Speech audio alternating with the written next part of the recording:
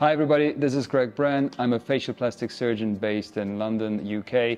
Today I want to talk to you about Halo, the hairline lowering surgery that we are very proud to perform many times a week to many women.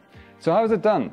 What is Halo and what's the point of it? Well, the point of it is to shorten an overly high forehead, to bring the hairline further down to the face, and by doing so you create balance in your face, because a very high forehead dominates the overall perception of a face. And if you bring it down, suddenly there is balance, and the upper third and the middle third and the lower third are all similar height, and then the whole face makes sense. Hairline is your upper framework. I don't have any hair, so it's the contour of my skull that creates my framework for the face, but if you have a hairline, it's the framework of your face up here, and down here it's the jaw. So if this is too high, there is disbalance. Now, how is the surgery performed? First and foremost, you are asleep, so you don't necessarily get all the details that we perform. We inject some local anesthetic into the area. Even though you're asleep, I want to make sure that you don't feel a thing.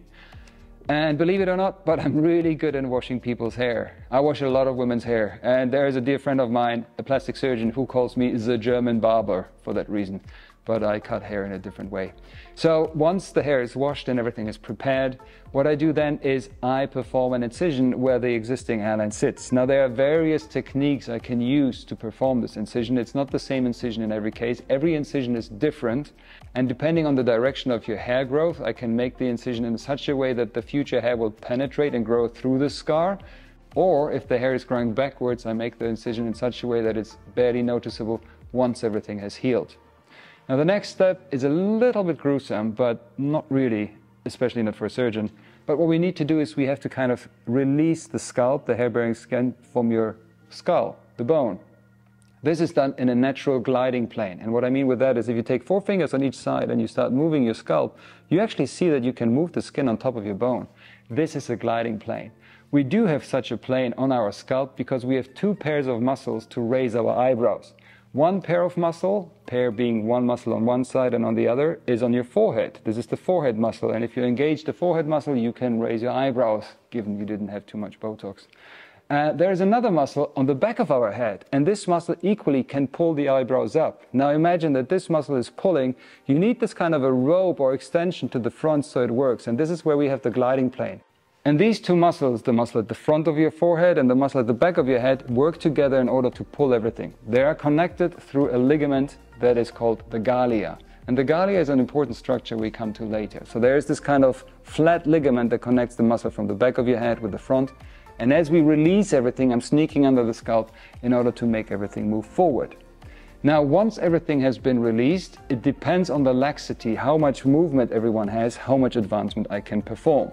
If somebody has a lot of laxity, a lot of movement on the scalp, the advancement can be quite radical. And if someone has very, very tight tissue and very tight scalp, we can only advance so much. Why? Because if you do too much, you cause something called blanching. Now, what is blanching? The best example to understand what blanching is you make a fist and you flip this fist forward, and then you look at your knuckles. When you look at your knuckles, you see that these turn white. And what happens is you're pulling the skin so tightly over the bone that you squeeze the blood out of the skin. And this is called blanching. It turns white, blanche, French, white.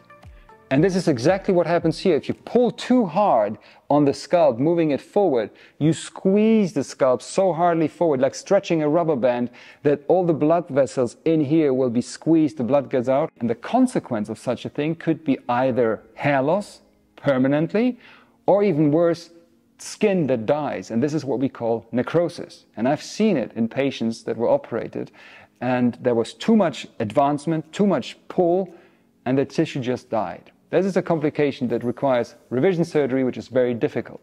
Now, this is where I say we always have to stay safe. And only in surgery we know 100% how much advancement is safe. As a surgeon that is experienced in that matter, you can anticipate where is the safe spot and when do we start to gamble. And this difference can be sometimes only 2 millimeters more. And my job as a surgeon is always to keep you safe. Now, as I said, the advancement of the tissue is mainly dependent on the laxity. The 2 other techniques that we can use if we need to is we can gently stretch the tissue. And what I mean with gently stretch is you just like gently pull on it. This is very different to the static pull when you pull everything too much forward and it's about to die. So we gently kind of stretch the skin. Think of a woman being pregnant and what happens to her belly over a couple of months. It gets enormous. So skin has this kind of laxity, and we can create this kind of immediate stretch, which gives us a few millimeters. Now remember when I was talking about the ligament that is connecting the muscles from the forehead and the back of your head? It's called Galia. I can cut this Galia in a very precise way, and what I do is I open up this ligament, and if I do it in a couple of parallel incisions and we stretch the tissue afterwards, it opens up like an accordion. So all these techniques, the overall laxity, the galiotomies, the cutting of the Galia and opening it up, and the gentle stretch, all these techniques I can use to move your hairline forward. Now, at the very beginning of the surgery, we mark the area that we want to reach. And ideally, I want to have an advancement of your existing hairline to the marking on your forehead, and there is no tension. Why is tension so important? Well, tension, remember what I said with the flipping of the fist, creates a reduction of blood supply. And equally, tension on the scar means there will be a visible, stretched scar. So once we have advanced everything forward, I have to make sure that the scalp stays in the new position, avoiding any tension on the scar and is not going backwards. We have to do this by securing the scalp to the bone. There are various techniques how we can do it, one of which is we use dissolvable implants that we connect to the bone and they dissolve over a course of 6 to 9 months. They're called endotines. Another technique that I came up with is creating microtunnels in the bone where we put stitches through. I'm using piezo technology for that, something that has been established in rhinoplasty surgery for many, many years. Piezo is way more gentle to the tissue than a drill. And what we do is we just touch the top surface of the bone so that we can pass some stitches through, and we stitch the undersurface of the scalp towards the bone with some sutures, stitches, that will dissolve equally over a course of several months. Once everything has been advanced, we close everything in the most meticulous way. The stitches come out after 1 week, and then the healing journey continues. I hope this wasn't too gruesome, and I hope you learned a little bit about the surgery called Halo, or what we call Halo, hairline lowering surgery, or equally known as forehead reduction. And if you have further questions on this matter, feel free to contact us on my website, www.gbalondon.com. You can TikTok us or DM us on Instagram, or just watch our YouTube channel. Thank you very much for your interest.